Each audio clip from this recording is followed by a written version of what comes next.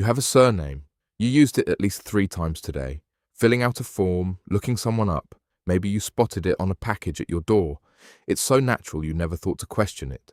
Your surname is a part of you, passed down from your family, something that ties you to who you are. At least that's what they tell you. But your great-great-grandfather didn't have one. Neither did his father, or his father before him. For the overwhelming majority of human history, thousands upon thousands of years, nobody had a surname. And then one day, everyone did, almost all at once. And that almost all at once part, once you notice it, is the kind of pattern you can't stop thinking about. I didn't start this research with surnames. In my earlier work on birth certificates, I was tracing when governments first began registering their citizens as individuals. And in every one of those registration systems, the same prerequisite appeared: a fixed surname. If the state wanted to count you, it first had to name you, a label that would set you apart from everyone else, that wouldn't change from generation to generation, that once given could never be taken back. The surname is the name of that label, and the history of that label is far, far shorter than most people imagine. It's hard to picture a world before surnames because no one ever described that world to us. But think about it. 600 years ago, you're living in an English village. Everyone who knows you already knows who you are. You're John, the blacksmith's son, or Tall William, or Thomas by the mill. The village is small enough that everyone knows everyone, and those descriptions are enough. No document needed, no record, no number, because the state doesn't want to see you as an individual yet. Taxes are collected from the neighborhood. Military service is calculated by region. Property is tracked through the family unit. You are not an individual in the eyes of the state. You're part of a community, and for centuries, that was enough.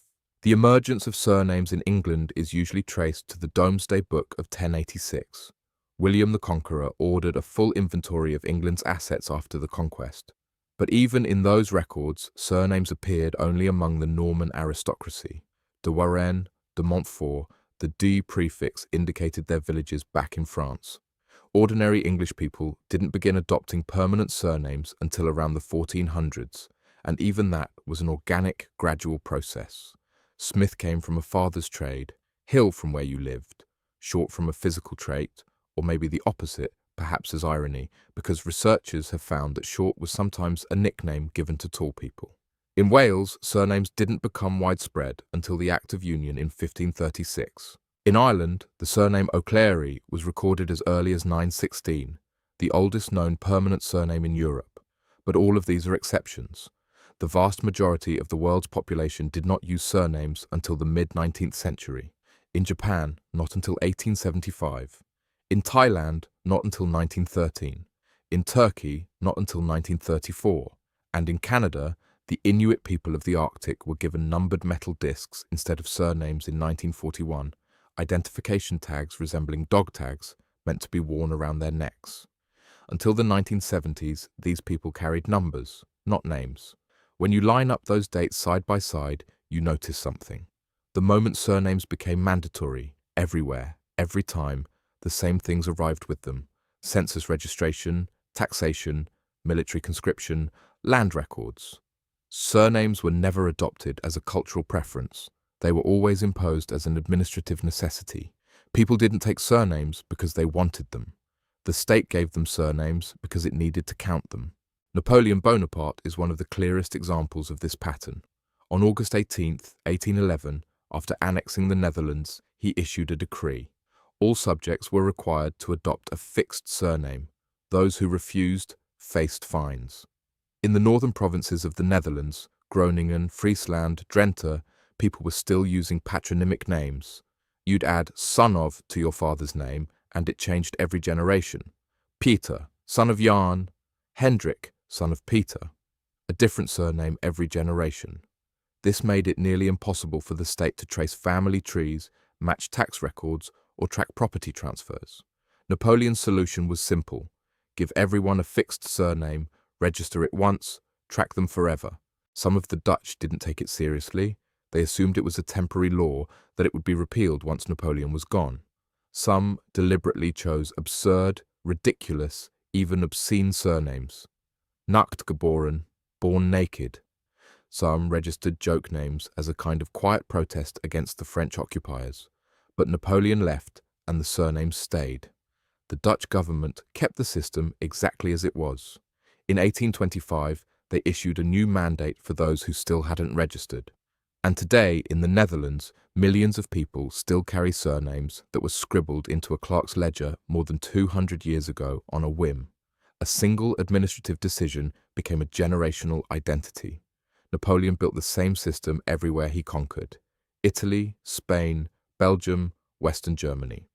And here's the strange part. Even after Napoleon was defeated and gone, the registration system he created was almost never reversed.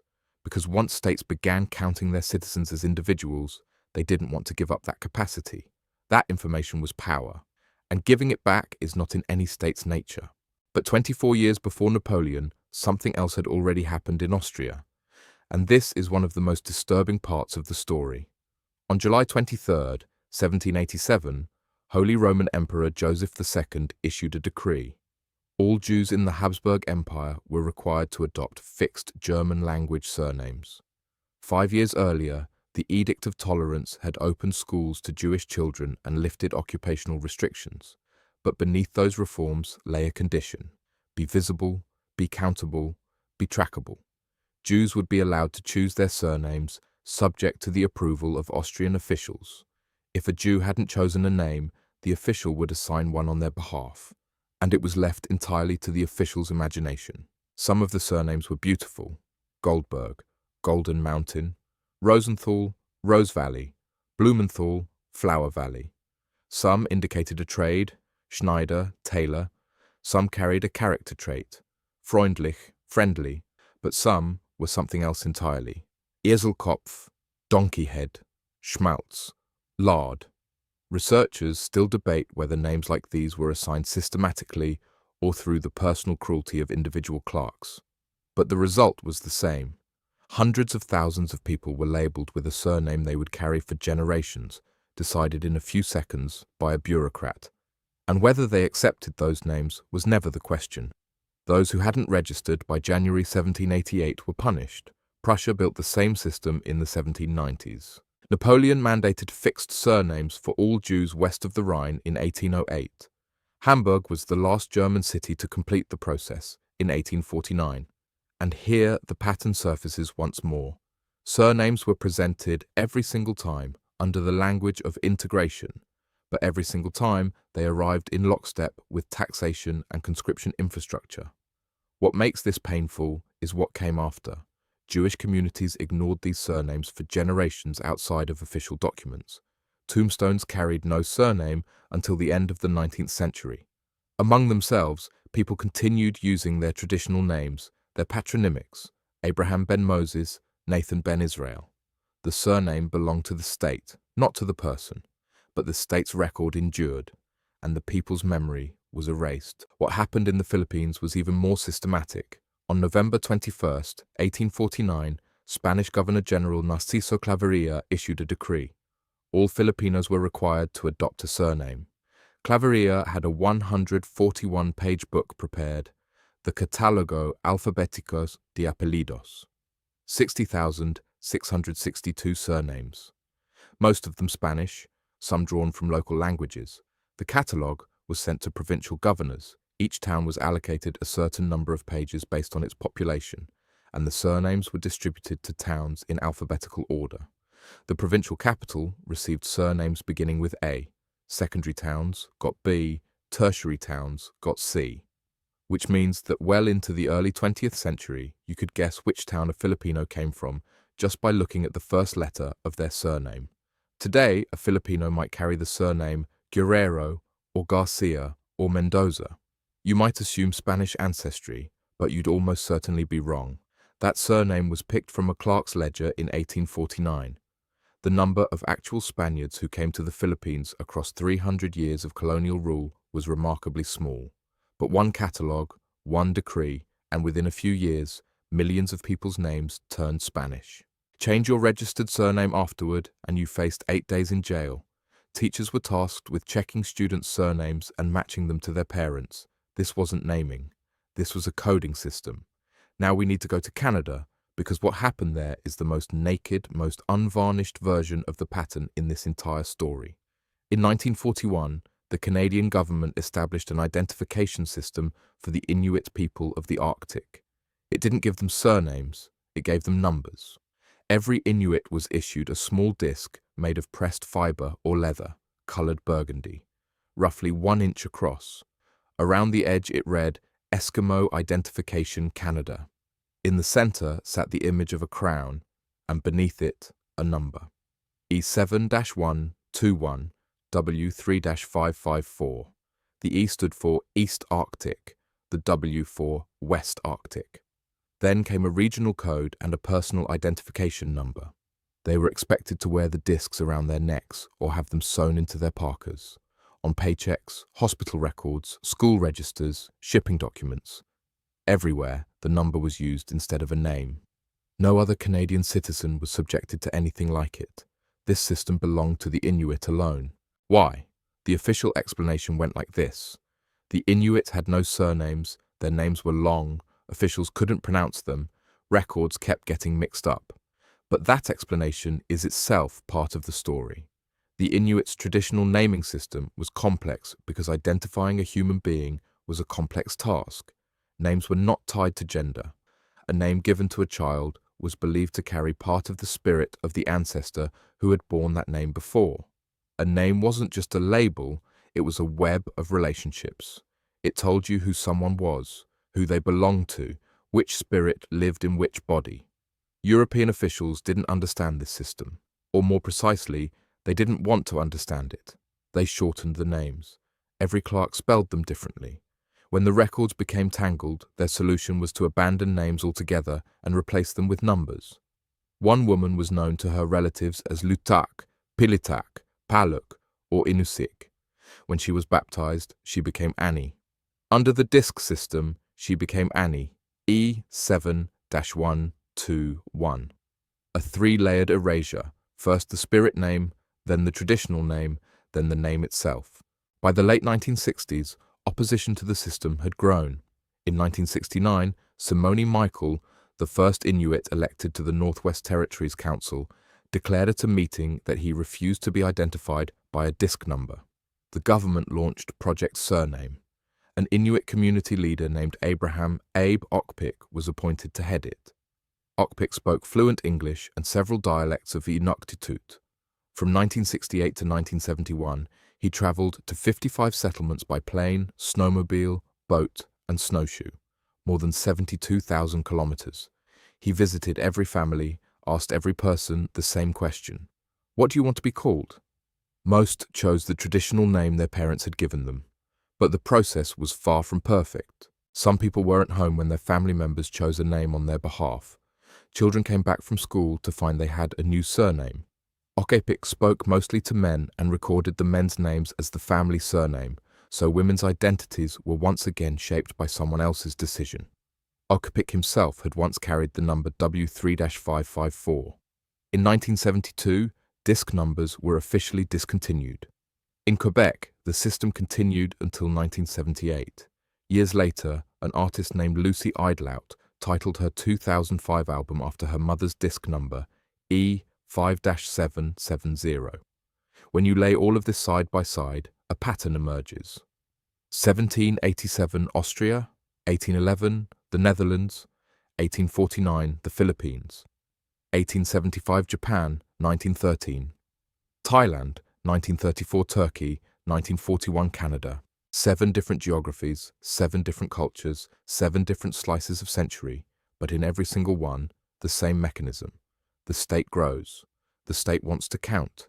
The state needs to name in order to count. And naming always comes with something lost. In the Netherlands, patronymics are erased. In Austria, a clerk's imagination becomes an identity carried for generations. In the Philippines, indigenous names are replaced by a Spanish catalogue. In Canada, a naming system that carried spirits is converted first into a number and then into a surname assigned by a bureaucrat. Every time, the state wins. Every time, something disappears. And what disappears is always the same thing, the community's way of knowing itself. And if you pay attention, the language is the same everywhere too. In Austria, they called it integration. In the Netherlands, order. In the Philippines, administrative efficiency. In Canada, ease of record keeping. A different word every time, the same meaning every time. We are going to count you, and to do that, we're going to rename you. And every time, once the new name was accepted, once the generation that remembered the old name grew smaller, the surname started to feel natural. It was claimed. It became identity. People began to feel their surnames as part of their family, forgetting that a government clerk had given it to them. And this is where the question that troubles me most comes in. There is only one modern country on earth that does not use surnames: Iceland. Today, in 2026, Iceland still uses the patronymic system. If a father's name is Jon, his son is Jonsson, his daughter is Jonsdottir. Every generation carries a different surname. The phone book is organized by first name, not last. Even the Prime Minister is addressed by their given name because the concept of a shared family surname simply doesn't exist. And Iceland works. A country of 370,000 people, a modern democracy, full digital infrastructure, one of the lowest crime rates in Europe, a functioning state by every measure, without fixed surnames. In 2006, they even reinforced the right to patronymic and matronymic naming by law. While nearly every country on earth has made surnames mandatory, Iceland proves every single day, every single generation, that it was never necessary. And that raises a question. If a country can be governed perfectly well without surnames, what was the real purpose of the surname? Order or control? Convenience or surveillance? And why has no country, once it built the surname system, ever gone back? You have a surname. It has probably existed for less than 200 years. Maybe it came from a grandfather's trade, Smith, Müller, Boulanger. Maybe from a clerk's ledger. Maybe from a 141-page catalogue. Maybe from an emperor's decree, from a bureaucrat's few seconds of imagination. The person who gave it to you didn't know you, didn't care about you. They wanted to count you. And that act of counting, that first registration, that first name written into a ledger, it laid the foundation for everything that followed. Birth certificate, citizenship number, tax ID, passport, driver's license, bank account. All of it tied to that first surname. All of it built on top of that first label. Now look at your own surname. Who gave it? When was it given? What was your family known as before it was assigned?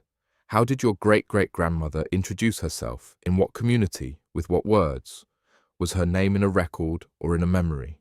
And if it was in a memory, when was that memory erased? I don't have answers, only a pattern. Everywhere, every time, when the state grew larger, people grew smaller. Communities were divided into individuals.